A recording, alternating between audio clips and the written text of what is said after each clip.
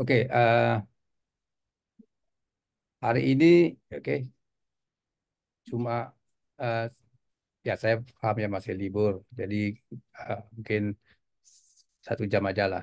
Oke, karena hari ini mau ada mau tunjuk beberapa case studies bangunan-bangunan yang ada feature-feature unik ya yang digunakan dalam ArchiCAD. Ya, oke. Salah satu bangunannya yang di apa tuh di Stockholm ya kalau nggak silap saya yang baru-baru ini yang saya rasa ini di mana itu? Ya, kalau di sini kemarin Pak Rizky ada taruh bangunan Kinium ya, Kinium Signature ini di ArchiCAD 27 ya. Oke. Di mana kita saya hanya ingin uh, apa apa nggak ada. Oke.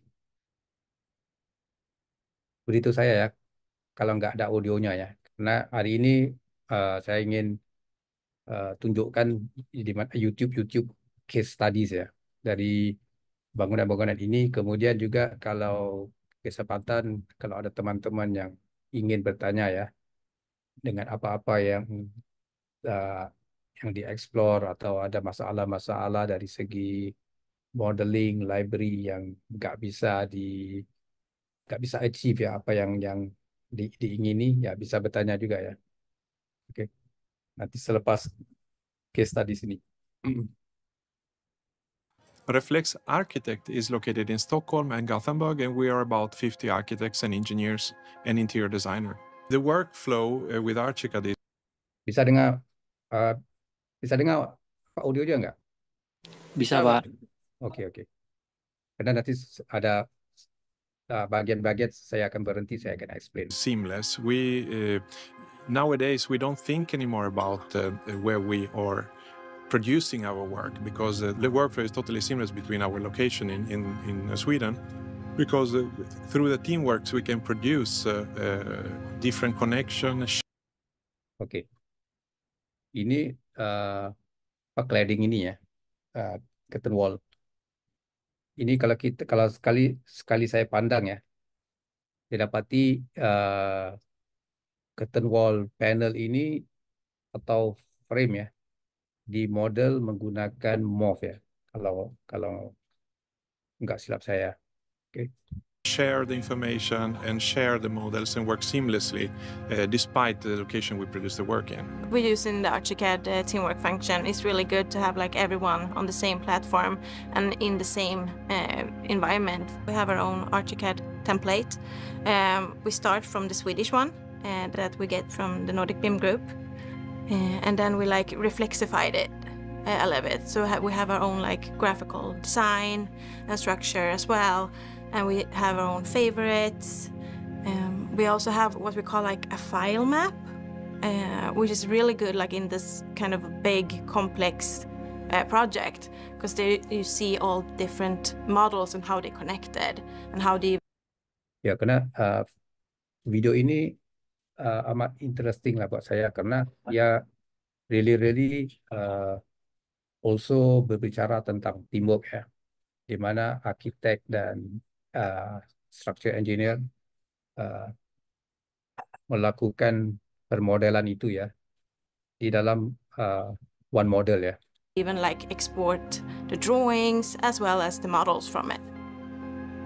The models in itself, they were really complex and they were quite heavy, especially when we have this site plan model. That was quite heavy, so we only use it for like an overview of the model. Otherwise we use more individual like building itself. If you have quite a repetitive floors, it's really good to have like one separate file, and then you can just put it in on all the floors, so then you don't have to do the changes on before, as well as like. Oke, ini satu cara ya kalau kita bikin bangunan yang project yang besar, di mana modul ya dari segi modul itu amat penting ya. Kalau kita, oke, software seperti SketchUp dan ArchiCAD ya, any Tom, Dick, and Harry can just pick up. Oke, karena ia mudah. Oke, Eh, ya software 3D yang amat mudah untuk di model ya atau desain. Tapi ya kalau desain itu mesti go through design course lah ya. Kalau desain ya kanak-kanak juga bisa desain ya. Karena dulu waktu saya mengajar SketchUp ada uh, satu guru itu ya bertanya, anak saya mau pergi course SketchUp bisa nggak? Saya cakap ya bisa. Berapa tahun? Uh, 11 tahun. Saya cakap ya itu tengok di YouTube aja dulu. Karena 11 tahun itu di sekolah-sekolah juga ada apa mengajar. Karena mungkin kalau mungkin sudah 13, 14, 15 sudah ada apa uh, mendalami kursus desainnya bisa. Kalau 11 tahun saya rasa masih terlalu muda lah ya. Oke. Ya jadi uh, bisa lah belajar-belajar gitu aja. Tapi dia cakap, "Wah, anak saya ya ada filenya di 3D warehouse." Ya saya cakap ya 3D warehouse uh, bisa bisa semua orang bisa share lah ya. Kemudian saya minta tuh tunjuk, kemudian apabila di share link, kasih link pada saya filenya, saya kata, oh ini ya anak kamu perlulah apa mendalami lagi uh, tentang SketchUp modeling itu. Karena di SketchUp itu any Tom, Dick, and Harry juga di 3D warehouse, uh, 3D warehouse itu ya any Tom, Dick, and Harry bisa share ya. Tapi sama ada modelnya itu bagus atau enggak. Oke. Nah, itu sebab di 3D warehouse kadang-kadang banyak ya model-model yang bermacam-macam lah ya. Oke. Jadi in 3D sesuatu yang kita perlu faham adalah file management karena ia merangkumi uh, apa polycount ya, apa polygon count. Jadi kalau kita nggak paham tentang ini, kita bisa uh, model ya apa saja, oke, in 3D ya. Tapi nggak ada gunanya kalau sudah model-model bangunan yang tinggi seperti mungkin 36 tingkat, oke, 40 tingkat. Kemudian file itu nggak bisa bergerak ya. Karena ini terjadi pada seorang pengguna di KL. Saya ke sana, saya mengajar ya. Kemudian ada satu uh, apa draftsman itu ya, namanya Firdaus. Dia duduk di belakang. Jadi saya lihat, wah, ini ini Firdaus ini very attentive ya. So kemudian bila saya mengajar, dia really really fokus. Tapi bila saya walk around, saya dapati dia enggak follow ya apa yang saya bikin ya di screen. Tapi dia actually menggunakan real project, okay, real project ya. So he understood the concept and he applied the concept using the real project which he was doing lah. So saya amat impress ya, impress. So kemudian selepas kursus itu ya, saya berbicara sama dia, saya tanya, kamu pernah bikin apa 3D nggak? Dia kata, enggak. SketchUp enggak. So that was the first time. Okay, so dia menggunakan uh, ArchiCAD untuk model ya, bangunan 36 tingkat ya, sendirian ya, model sendirian. 36 tingkat, ada 3 tower ya, 3 tower dengan podium. Podium nggak salah saya 7 tingkat. Oke, dia model itu bersendirian ya. Begitu bagusnya dia ya. Dari 2 hari lesson ya yang saya ajar. Oke, tapi malangnya karena ia nggak paham tentang 3D polygon count ya. Jadi setelah uh, dia sudah model semua 36 tingkat itu, Three Towers, dia dapati komputernya nggak begitu powerful ya untuk carry ya, untuk angkat apa model itu. Oke. So even though the company upgraded the computer, okay, karena dia ada satu arsitek itu juga assemble komputer ya, customize komputer untuk kantor mereka lah. Even though they upgraded, ya bisa bergerak, tapi kemudian bila saya ke sana lagi, saya dapati, oh, model kamu sepatutnya bisa di manage lebih lebih efektif lah ya. Kemudian saya ajarnya bagaimana mau manage menggunakan modul dengan sebaik-baiknya lah. Oke. Nah, baru proyek itu bisa bergerak ya. Kalau enggak ya kalau enggak nanti kita yang bikin kita juga sakit hati ya karena enggak mau bergerak. Oke. Jadi this is one of the way. As well as like the core of this house was also one separate file that we just put in. We had a separate model for the facade. First of all, we had like a small module of the facade, and then we have a more mainly model of the facade where you like almost did like a jigsaw puzzles to put all the modules together, and then we had that facade and put it on the main high-rise model. The facade is actually used only by Curtain Wall, and we had a lot of support from Torbjörn from Nordic BIM Group there as well, to like really put the design perspective and to get the facade as correct like we wanted the design to be as well for the construction. In the beginning we had some talking with Reflex, and they asked me how to do the facade in this project in the best way. My suggestion was to do the facade with curtain wall, because I think that would help them a lot to get their idea and also to get all the information they needed from the project. So what I did was actually I showed them the tool, a quick introduction for about 10 minutes, and after that I actually didn't need to do so much more to help them.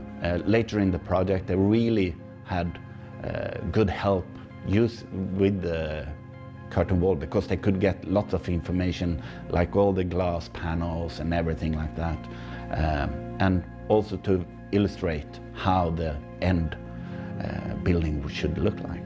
The information inside the model is of crucial importance, especially in the later stages of the building. The requirements of the building and the requirement of the client it makes of extremely importance to put information and to deliver this information workflow throughout all the process of delivery. So what we did with the Reflex architecture was that we were doing an on-site support help. So we were walking around in the office and helped them with different issues they had in different projects. And a lot of the help that I did with the Kineum project in the beginning was helping them to set up how to export the building information to an IFC, so the contractor could get the desired information so they can use it in the building process. When we designed the building, we really appreciate the possibility to work with the IFC, the interchange format for exchanging the model with other discipline. So on this project, there were a lot of calculation carried by different analytic software, which took the file from the geometry which we exported from Archicad. Schedules were really important in this project because we have a lot of BIM requirements from the client. So properties and parameters, as well as IFC classification and IFC properties, were really important to have a good structure in, so that the information in the IFC has like the right parameter. In communicating with the contractors, we used IFC from our Archicad models in Solibri, and we also used BIMX a few times, but IFC were the main way we used it. I know NCC, the client, as well also have VR glasses that they use like from our IFC that came from our Archicad models, who also helped a lot. First of all, we did like our own quality check with using Solibri before we delivered our EFC. So the collisions were reported through BIM Collab, and then I, as the BIM manager, received all the collisions through BIM Collab, and then I distributed them to the people who were in charge of that area of the project. And then we also have meetings and went through the different collisions, and also like how we resolve them in BIM Collab. And then BIM Collab actually have a plugin to Archicad, which we used, and it was really good. It was a great plugin. Kineum was a really good project, and it has a really good structure, and we use it a lot as a default model for the methodology and process, like through different projects as well. When I'm talking about the curtain wall for other Archicad customers, I always going up and showing them the Kineum. Like, this is a good example on how you can use curtain wall in a big project and really have an outstanding facade. To deliver a project like Kineum is a big challenge, and we are very satisfied about the result. I think what makes us more satisfied is that the building is complying to the original thoughts and is very looking alike the first idea that we had about it. Oke, itu ya kalau kita dengar ya, dia ada berbicara tentang IFC, berbicara tentang Solibri. Solibri juga satu software dari Nemetschek Group ya, di mana software itu digunakan untuk bisa digunakan untuk clash detection, collision detection, juga untuk quality checking ya. Tapi ya harganya mahal ya. Oke. Di Singapura ada beberapa departemen kerajaan itu juga ada yang menggunakannya untuk e-submission ya. Karena di Singapura itu kita submission sekarang melalui BIM ya, menggunakan e-submission ya. Kita bisa submit ArchiCAD file-nya atau BMax file atau Revit file juga ya, IFC file juga bisa. Oke, ini lagi satu, ini saya rasa di project yang baru ya, saya rasa di Tianfu di Cina atau Jepun ini.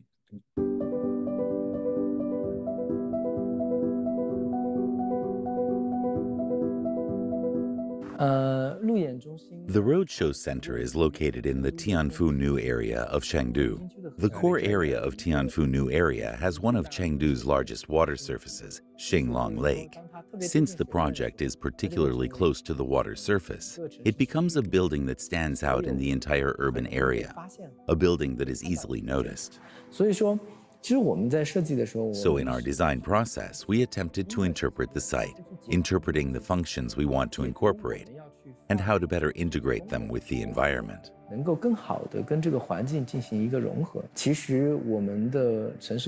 Actually, when our city managers were thinking about how to build and how to construct this roadshow center, they had many reasonable but sometimes seemingly contradictory demands.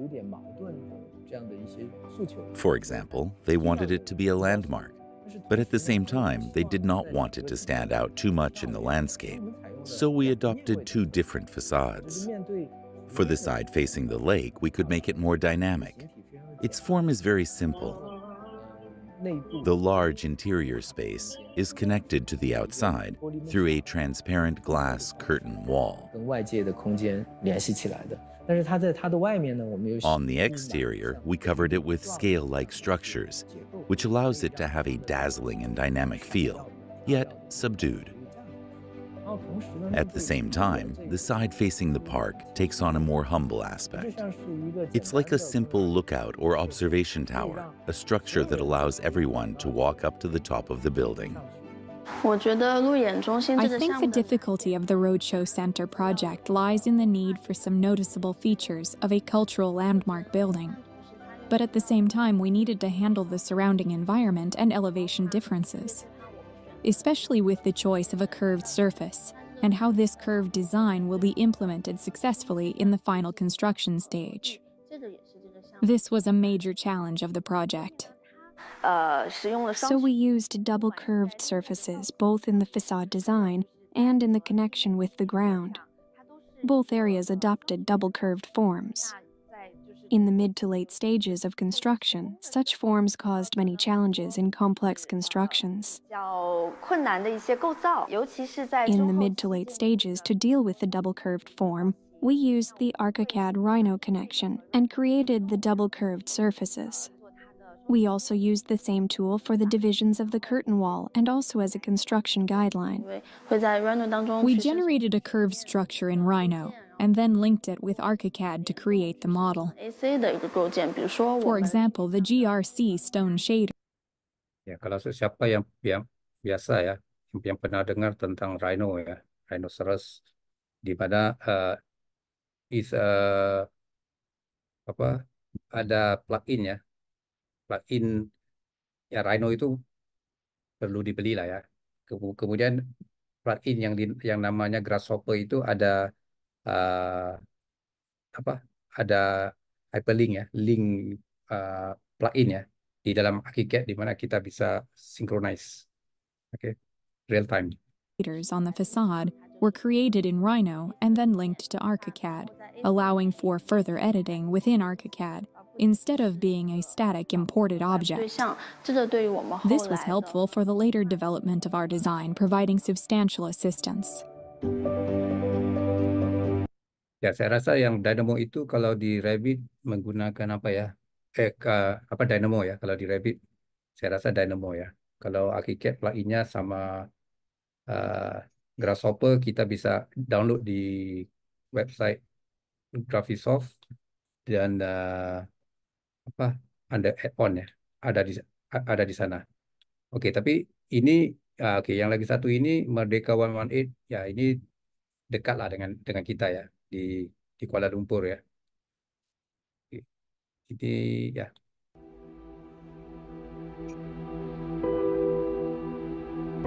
My name's Carl Fender. I'm a director of Fender Katsoulides Architects. We're a firm that is based in Melbourne, Sydney and Brisbane.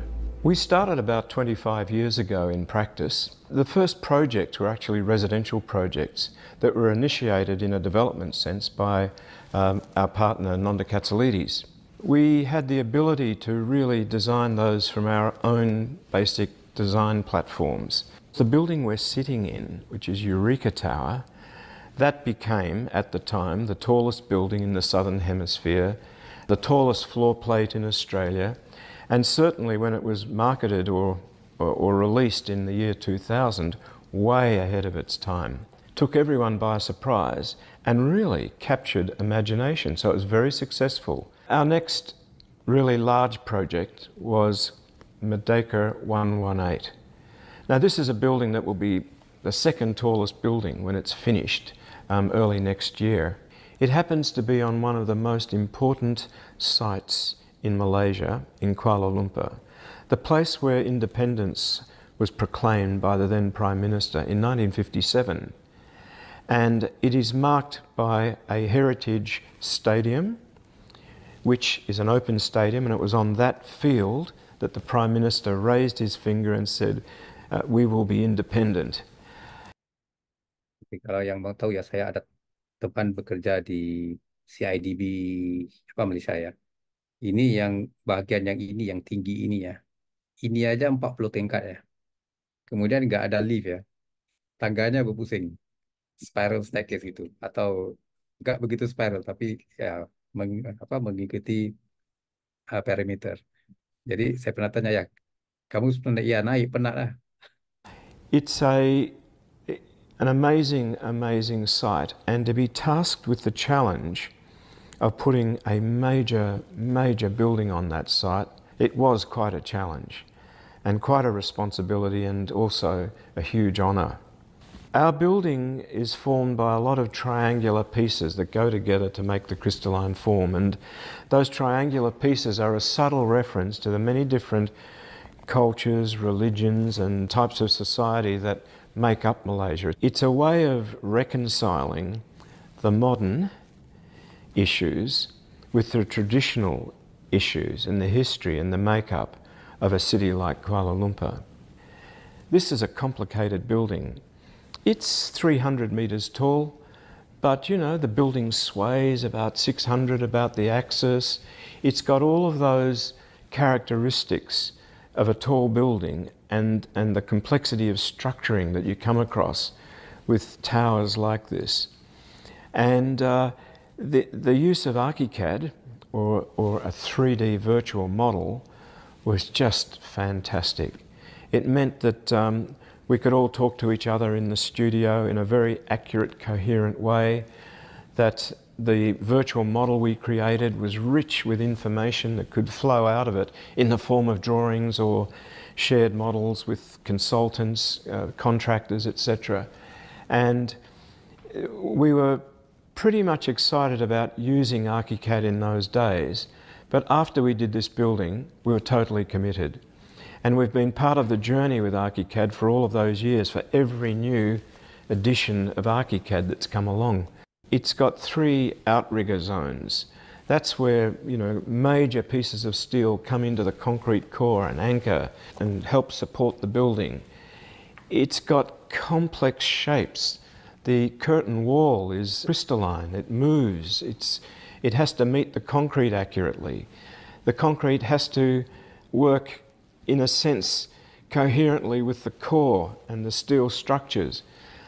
These are incredibly complex technologies, and to have a very rich program like Archicad at our service to help design these, to help envisage how technical, complicated junctions come together, to tell us how materiality interfaces with structure, how curtain walls tie back to slabs. This is mind-boggling stuff. So anything that we can get our hands on that helps us to produce that, helps us on our journey, is more than welcomed. And I think that technologies such as Graphisoft's Archicad is it's a critical part of our future.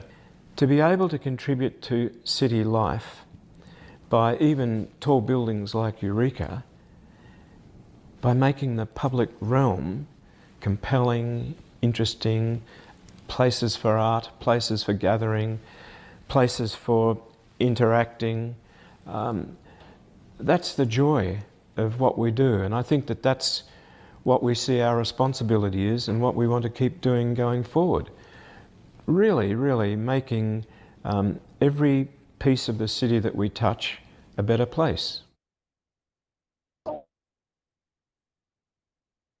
Oke, ini berapa case studies ya, yang dari ya pengguna-pengguna Archicad lah ya. Ada lagi satu tapi bukan di YouTube lah. Itu di, kalau siapa pernah ke KL ya,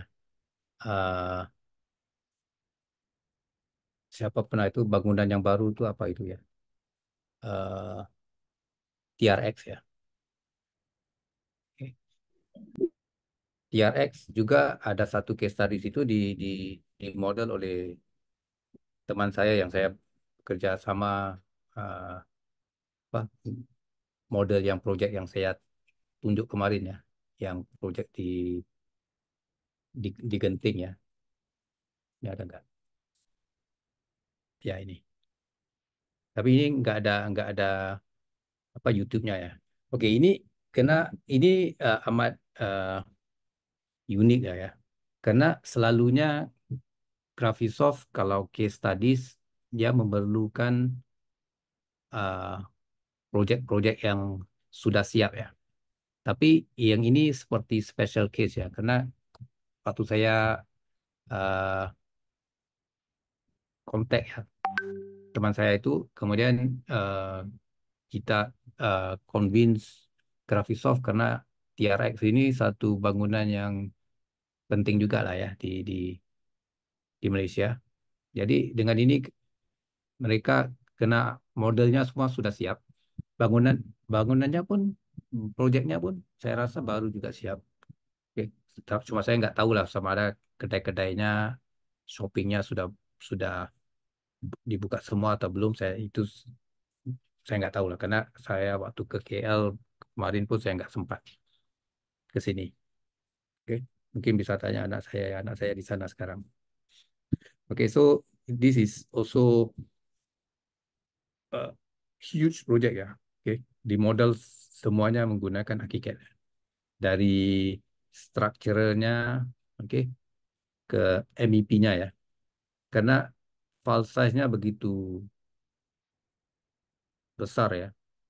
Kemudian company ini BOSB ini ya, ya, teman saya itu mereka menggunakan kedua-duanya, ArchiCAD ada, Revit pun ada. Tapi ya karena size besar ini ya, yang mengaku yang apa tuh Revit nggak bisa handle ya ini, karena terlalu terlalu luas lah, oke, terlalu besar. Jadi proyeknya ini yang ini semua di model menggunakan ArchiCAD lah, oke. Saya pernah lihat ya dari apa eh, presentationnya ya, filenya dibuka di ArchiCAD kemudian dibikin apa fly through ya, fly through file ini ya. Jadi waktu saya pertama kali lihat itu saya terpegun lah ya. Oke. Jadi kalau ingin tahu bagaimana kita lakukan fly through-nya ini ya, saya rasa fly through itu saya belum belum belum tunjuk ya. Bagaimana kalau kita untuk buat presentation sama ada kita bisa menggunakan BMax juga bisa. Oke. Karena BMax itu kita bisa apa? Kontrol menggunakan mouse atau gitu ya. Tapi kalau menggunakan fly through begini ya, tunggu ya. Ini lagi buka, saya rasa. Oh, belum.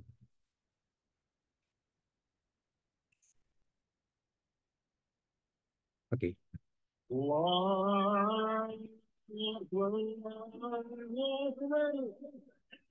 Oke.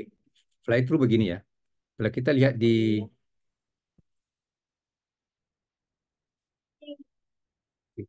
sini kalau kita lihat oke.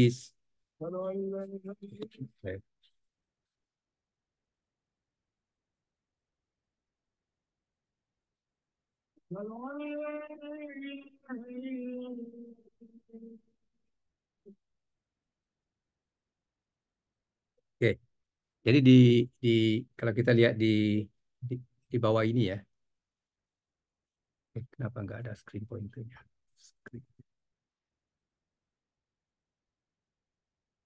Oke, di bawah ini kalau kita lihat ini ada seperti ada orang ya, ini ya, oke, orang lidi ya. Ya ada di sini kita bisa explore ya. Oke, ada kalau kita pernah main apa gaming ya, PUBG atau apa ya, kita mungkin tahu ya WASD itu apa ya. Oke, WASD, page up, page down, apa go up, go down. Oke, oke seperti gini ya. So of course we can use our mouse bergerak ya, tapi kita bisa gunakan arrow, oke, atau WASD ya. So kalau kita menggunakan ini juga ya, keyboard is very smooth untuk presentation ya. Oke. Jadi kalau kita juga di sini kalau siapa yang apa keyboardnya yang ada page up, page down bisa bisa apa atas ke bawah ya. Kalau nggak ada seperti Mac kita bisa gunakan space untuk naik atas ya dan C itu ke bawah. Oke. So dengan menggunakan ini ya apa pergerakannya cepat lah ya. Ya kalau kita compare kita menggunakan mouse gini-gini ya. Oke. Jadi kalau project yang apa seperti yang luas itu ya kalau kita menggunakan ini cepat lah ya.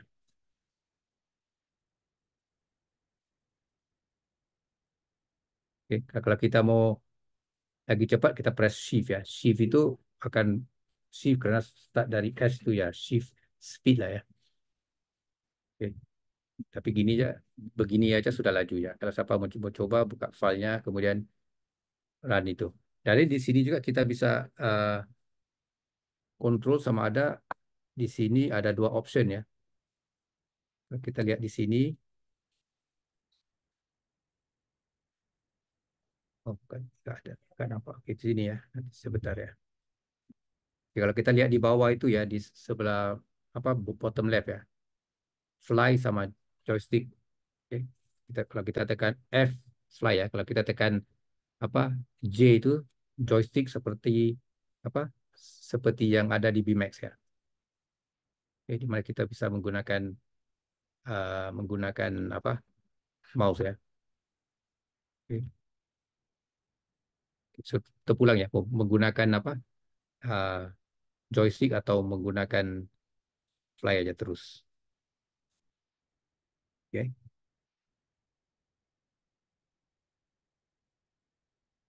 Tapi kadang-kadang pergerakan itu ya perlu juga dikontrol ya, kadang-kadang terlalu laju.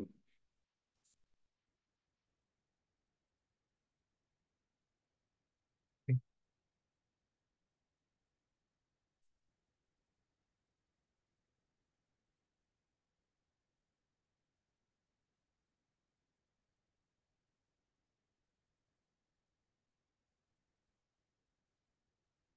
Oke. So, jadi kalau teman-teman kalau untuk sesi presentasi lah ya akan datang ya, ya bisa explore ya, sama ada menggunakan uh, apa cara begini atau mau mau bikin animationnya. Oke. Tapi animation saya nggak begitu gemar karena makan masa ya. Kemudian ya selalu nanti ya apa terlalu lama lah. Oke. Sedangkan yang kita dapat hanya berapa second gitu ya, berapa saat aja ya. Oke. Ya, se- saya pernah bikin, tapi kemudian saya pikir ya daripada saya bikin, melainkan kita ada banyak ya komputer ya. Jadi terkadang kita perlu ada satu komputer, jadi mau bikin animasi kerja lain nggak bisa lakukan ya. Tapi karena saya lihat, animasi itu ya sekarang banyak ya software seperti eh, apa itu yang dari Epic Epic Twin Motion, ada lagi apa ya lagi satu ya Lumion, oke, animation ya. Oke, dan kemudian dari France itu sekarang Bentley ya, namanya eh, Lumen Arti juga ada ya. Oke. Tapi ya bikin animasi animasi dari gitu ya kita makan masa yang lama ya. Tapi ya kegunaannya sebentar aja. Jadi kemudian nggak bisa kontrol-kontrol ya. Kalau menggunakan seperti ini, oke. Pertama ya, ya itu saya akui karena nggak image-nya nggak seperti rendering lah ya. Oke.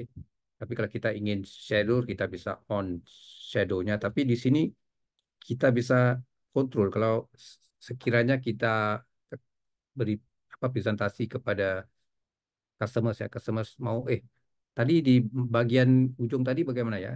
So we can bring, okay, on the spot, bring to the area ya, karena movement sebegini kita bisa kontrol ya. Ya, Unreal Engine itu daripada Twinmotion ya. Oke, dulu waktu ArchiCAD uh, 26 ya, kalau nggak silap saya 26 ke 25 ya. Siapa yang beli ArchiCAD 25 kalau nggak silap saya, dapat Twinmotion ya, percuma. Oke, karena waktu itu Twinmotion uh, sudah ada satu macam kesepahaman dengan Graphisoft ya. Kemudian Epic ya, Epic yaitu yang bikin Unreal Engine ya, beli ya, dia bought over Twinmotion, kemudian dia nggak mungkin janji ya, dia beri. Hingga kan saya sendiri ada license-nya ya, apa dapat percuma. Tapi sekarang nggak lah, sekarang perlu bayar lah. Oke, Twinmotion itu. Oke, dan ya eh, dia apa Twinmotion kalau kita lihat dia apa tuh bagus juga lah ya Twinmotion. Kalau kita cari Twinmotion resultnya ya boleh tahan lah.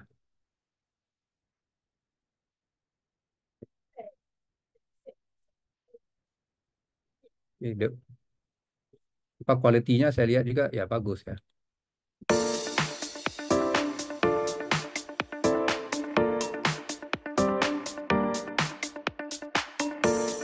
Oh, ini dia ajar ya. Ya, ini dia ajar bagaimana. Jadi banyaklah Twinmotion, ada Lumion. Oke. Dan saya rasa sekarang rendering software itu banyak Oke, Enscape juga ada ya.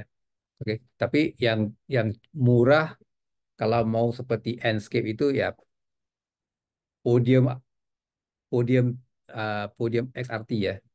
Oke, untuk plugin di SketchUp itu saya rasa yang paling termurah ya. Oke. Karena saya pertama kali lihat apa Enscape ya. Wah, Enscape ini amat interesting ya.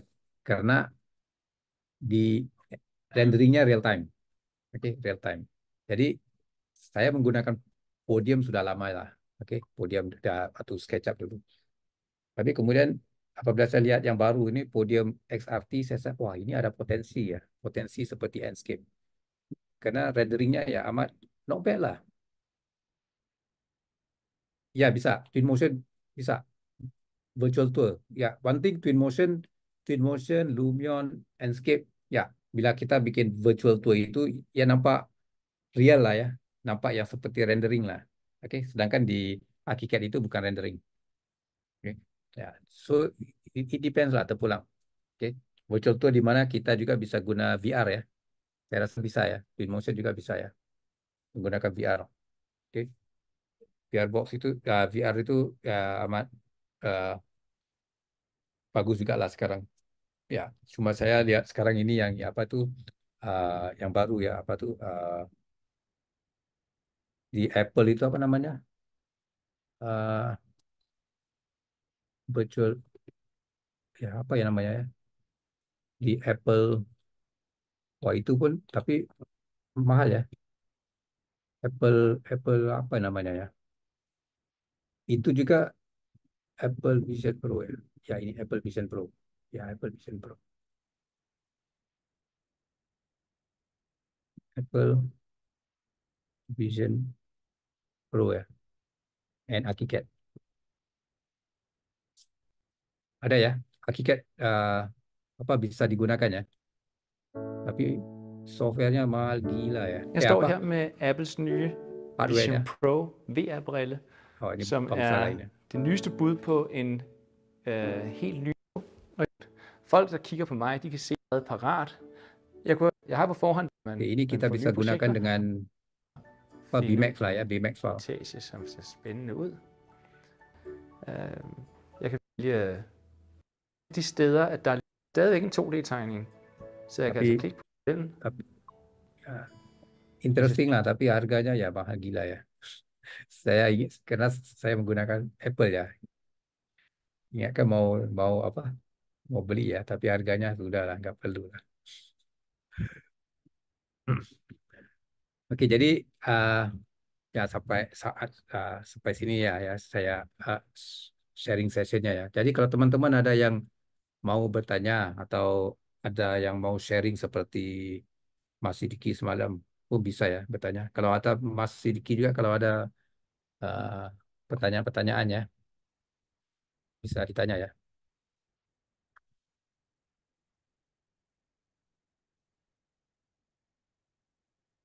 Oke, jangan segan-segan ya kalau mau bertanya.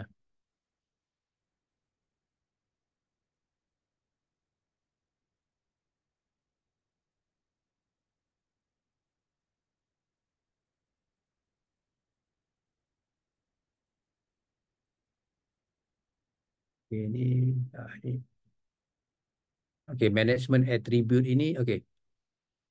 Ini lagi satu di dalam ArchiCAD itu, ini juga amat, tapi ini terlalu, kalau tanya saya ini terlalu advance saya tentang attribute manager ya. Oke, attribute manager ini satu yang saya nggak begitu gemar karena ia masih menggunakan index number ya. Kalau kita lihat nih ini number-numbernya ya. Oke, jadi eh, masalahnya based on my experience ya. Sekiranya kita ada surface ya, atau kita scan sesuatu gambar ya, picture atau kita ada material contoh lah ya, atau fields yang baru ya.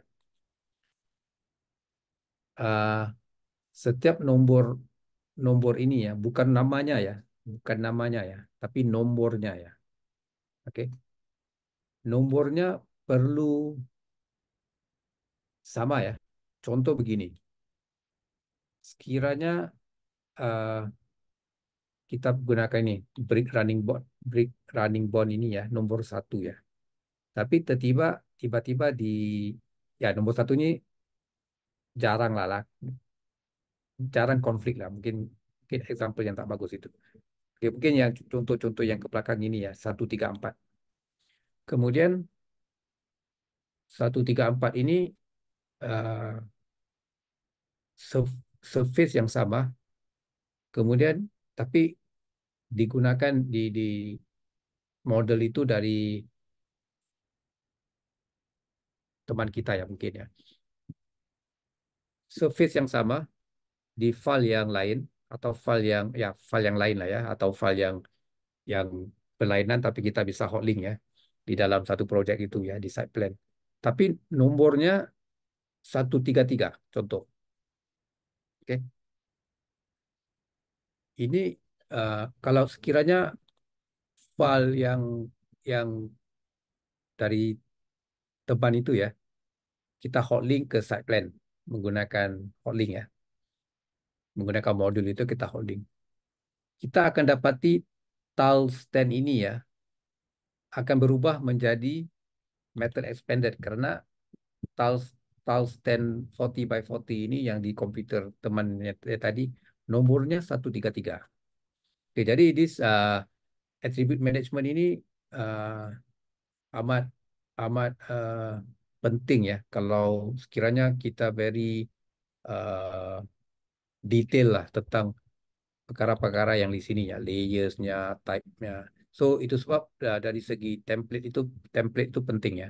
Jadi kalau kita ada di satu syarikat itu ya, kalau ada uh, kita perlu include material atau surfaces yang baru ya, texture ya. Kalau boleh biar 1 atau 2 orang aja lah yang handle. Jangan terlalu ramai karena nanti index number-nya semua berlainan-berlainan. Jadi uh, nggak ada nggak ada seperti company standard ya. Jadi itu juga amat amat rumit lah nanti. Oke. So di atribut ini manajemen ya perlu ada yang kata oh ini apa rules of BIM manager lah, BIM coordinator. Sebenarnya nggak perlu ya. Siapa-siapa Tom Dick and Harry juga bisa manage ini. Oke. Karena terlalu mudah tapi ya it requires experience lah ya. Oke. Jadi ada juga kalau kita nanti kalau kita ke uh, website Graphisoft itu ada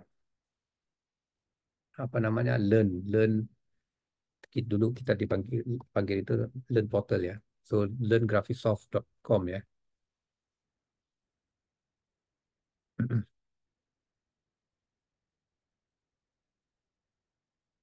Oke, di sini kita bisa kalau kita ingin uh, mengikuti ya kursus-kursus yang ada, tapi ada yang percuma, ada yang terbayar ya. Oke. Jadi kalau kita ke sini explore our program ya. Oke, di sini kita bisa bisa mendapati certification. Walaupun yang percuma ya. Kalau nggak silap saya yang percuma juga ada ya certification-nya. Oh, kenapa ya slow ya? Oke, jadi begini, kalau teman-teman ada saya saya yakin semua ada Graphisoft ID ya. Ini slow ya. Kenapa ya?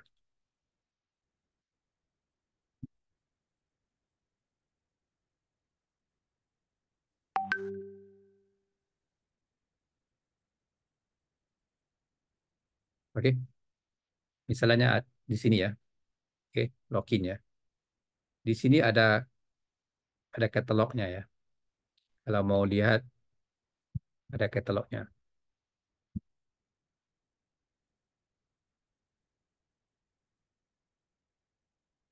Slow apa ya?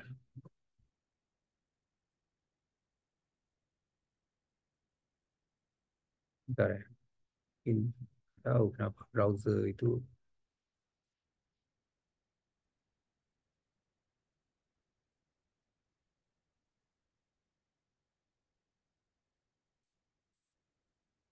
Nggak tahu, mungkin Graphisoft website itu ya, slow. Oke, nggak apa. Yang merah ini ya, oke, yang merah ini selalunya yang terbayar lah. Oke, kalau kita klik, wah ini slow lah. Tahu kenapa? Oke, di sini ada apa, Beam Author Program, oke, di mana kalau kita mau uh, mendapatkan apa sertifikatnya lah, oke, Beam Coordinator sama Beam Manager Program, oke. Tapi ini harganya mahal ya, in euro ya, oke. Kalau kita lihat Beam Manager Program, ya, harganya ya euro ya, oke, pas 1.300 ya, kalau di sini lah ya, kayaknya. Tapi yang kalau di sini kita bisa apa, learning pass sama yang hijau sama yang biru mungkin ada yang sebagian ada yang percuma ya.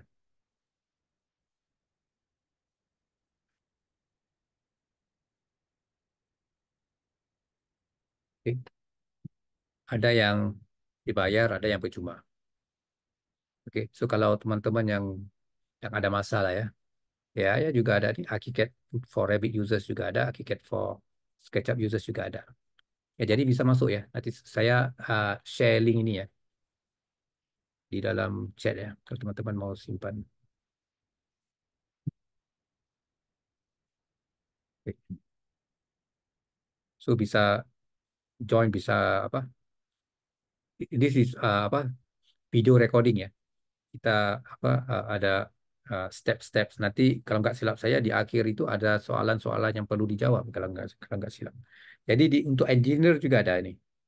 Oke, untuk structure engineer, oke, untuk ya kalau untuk bikin presentasi ya ini juga bagus ya. Apa presentation your apa present your design. Oke, interior design juga bagus. Tapi saya juga bukan interior designer ya. Oke. Cuma satu ya. Mungkin ini saya lupa saya rasa. Oke. Ada uh, satu feature sini ya. Uh, oke, sini yang ini kita tahu ya, ini section section tool ya. Ini elevation tool ya sudah ada ya. Oke, ini pun interesting ya. Interior elevation tool. Oke, interior elevation tool ini ya basically kita bisa pilih yang mana. Kemudian dia begini ya. Kalau saya ambil ini, kita draw square ya. Kemudian saya bisa bawa ke sini. Oke. Di sini dia akan otomatis nanti ada di uh, mana view-nya ya. Di interior elevation. Oke. Akan ada interior elevation ini. Oke, jadi kalau north view itu begini. Oke. Oke.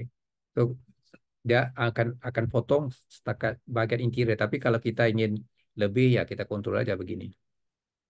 Oke. Ada orang nggak suka ya kalau seperti saya nggak suka ya separuh-separuh gitu. Oke. Oke. Oke, begini. Baik. Apa yang dia ambil itu basically interior wall. Tapi kalau uh, kita ingin apa itu lihat beserta wall thickness ya. Kemudian kalau kita ingin wall thickness, jadi kita ke sini, kita ambil dari luar lah. Kita kita capture-nya dari luar, kemudian kita masukkan ke dalam.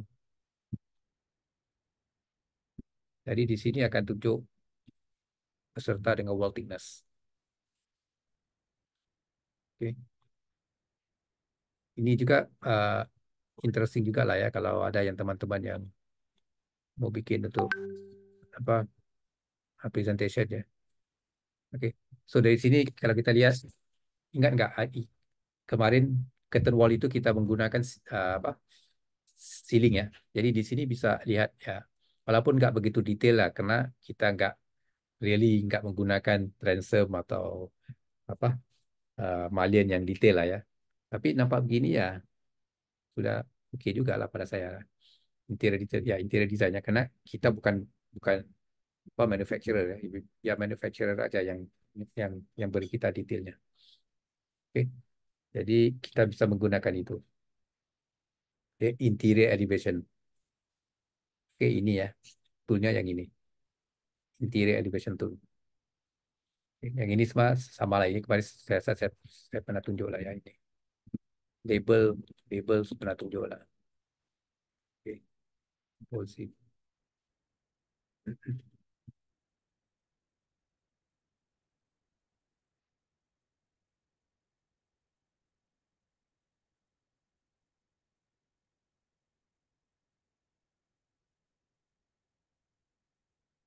Oke, di mana otomatis saya ditangkap.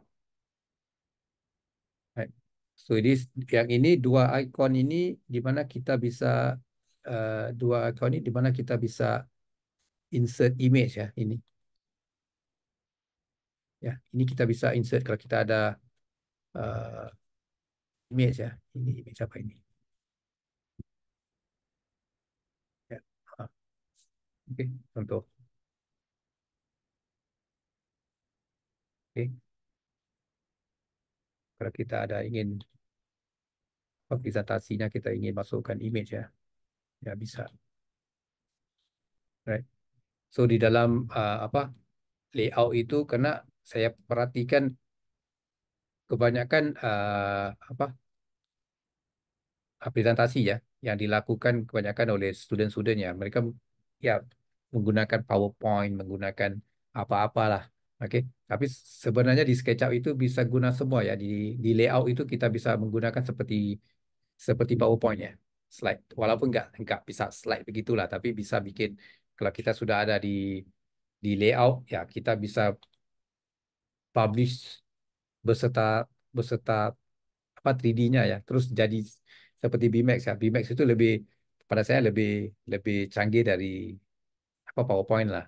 Walaupun PowerPoint bisa bikin transition itu pada saya itu nggak begitu important lah ya. Oke.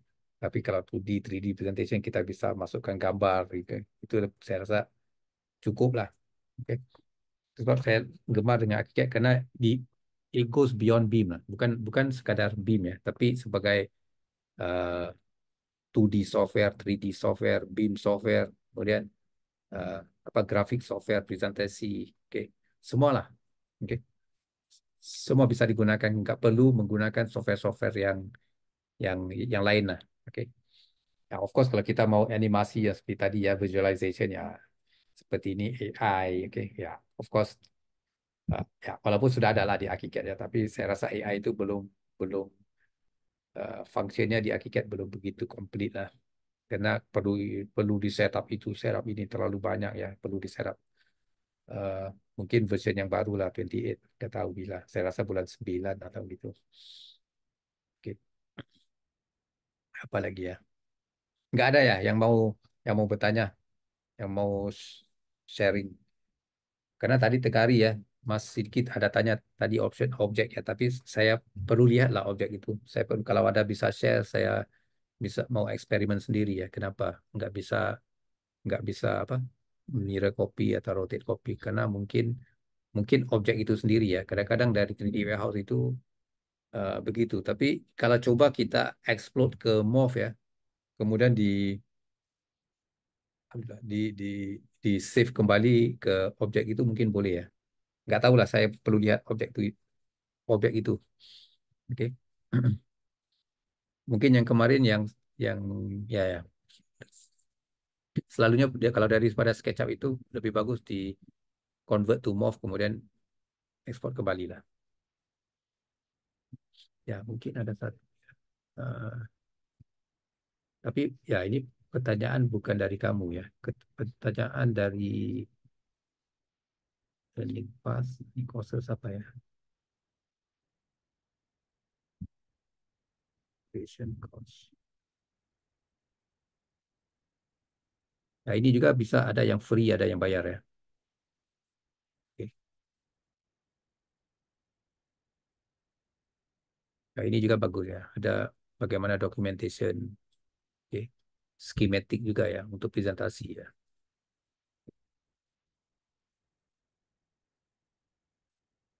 Dulu waktu saya di Singapura, saya ditugaskan bikin ya video ini ya. Okay. Untuk pengguna-pengguna di Singapura lah. Okay.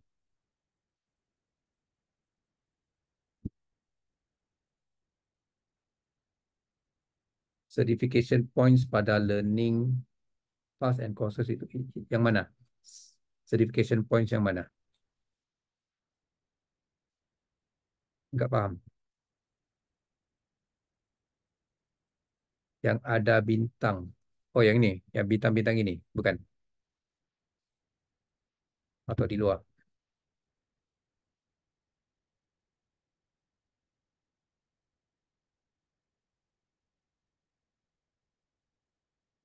Saya rasa ini, kalau nggak silap saya dulu mereka pada explain ya. Kalau nggak silap saya ya, yang certification points itu begini ya. Kalau kamu menjalani apa kursus-kursus yang ada di sini ya. Kemudian nanti kamu akan menerima sesuatu yang ada tuh menerima sertifikat, yang ada menerima seperti badge ya, badge ya bintang ya. Jadi bagusnya gitu apa? Di dalam uh, portal ini ya, kira uh, ramai pesertanya, ramai juga pengguna hakikatnya, ramai juga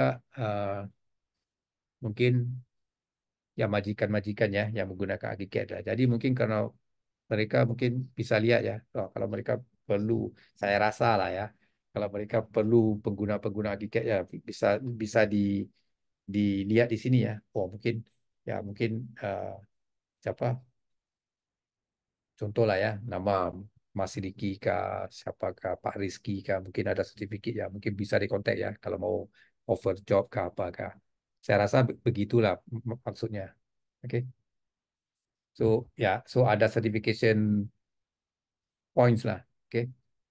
So ini maksudnya certification points itu juga kita perlu dapatkan seperti yang ini, kita perlu mendapatkan 20 points ya untuk mendapatkan sertifikatnya. Oke. Kalau sekiranya kita kurang ya, karena ada tes ya, ini semua ada tes ya. Di penghujung itu ada tes. Oke, jadi kalau kita dapat kurang ya 19 kita nggak dapatlah sertifikat. Oke, paham?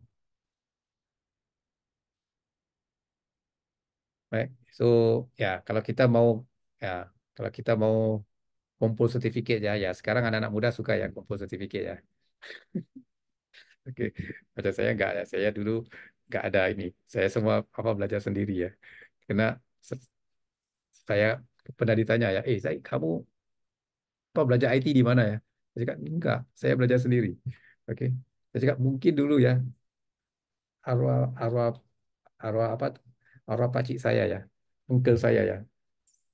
Karena saya waktu kecil itu, waktu saya umur belasan tahun, saya pernah tanya kepada arwah mak saya ya, "Mak, kenapa nama saya ZAIT ya? Bukan ZAID atau ZAHID ya?" Enggak tahu ya, pakcik kamu ya yang beri nama.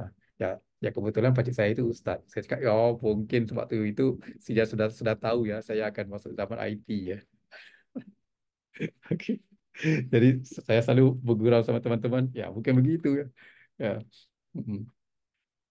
Ya, jadi disebab itu karena waktu saya keluar dari Graphisoft itu ya waktu itu umur pun sudah lewat mau cari kerja yang itu pun ya karena umur sudah 50-an ya. Jadi susah jadi ya bekerja seperti freelance buat gitu gini ya. Ya jadi company pun ZA IT Solutions lah ya. Begitu. Ya ada apa lagi? Kalau nggak apa-apa ya kita bisa akhir sekarang ya. Saya pun paham ya hari libur ya. Jadi ini pun hari Jumat ya mungkin ya. Kalau di sana saya ke Jakarta dulu ya. Kalau malam Sabtu gini ya, wah ramai ya. Semua di kantor apa di shopping-shopping itu. Grand Indonesia ya ramai ya orangnya. Oke, kalau nggak apa-apa ya Mas Diki ya kalau ya bisa bisa bisa close lah ya. Baik Pak, terima kasih banyak atas penyampaian materi hari ini. Mungkin sebelum diakhiri, saya memberikan kesempatan kepada teman-teman yang lain jika masih ada pertanyaan ataupun ada hal yang mau di-sharing mungkin sebelum ditutup.